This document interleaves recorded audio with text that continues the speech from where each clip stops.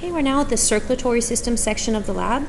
The first thing in the circulatory system it's going to ask you to look at is it wants you to know that the heart is situated up against the hinge of the shell, and it's in a very dorsal located area. So pretty much it would ask you then to remove this thin mantle, kind of like this.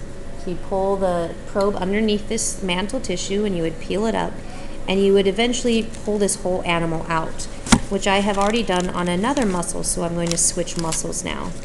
So I'm going to slide this one away and replace it with an animal whose mantle tissue has already been completely separated. So you can see here's that thin mantle tissue that secretes the shell.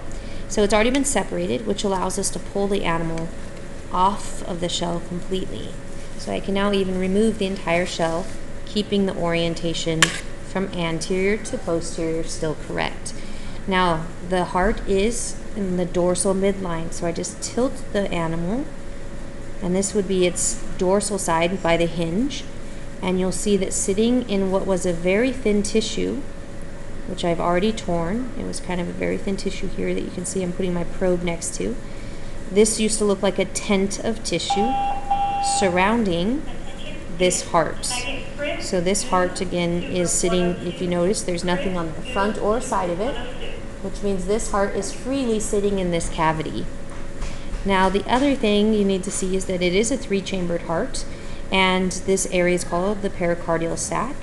And if I turn the heart, let me get a more pointy probe here, you'll see that the heart actually has holes in the side of it, which I'm putting the probe in right now. And then the other side, leading into the other auricle, is another hole. So again, there's little holes right here on the sides of the heart, which allow blood to drain into the heart before it pumps it out, going this way and that way. And again, you would have to ask yourself, what kind of circulatory system would this be if the blood is not brought to the heart in an official blood vessel? Okay.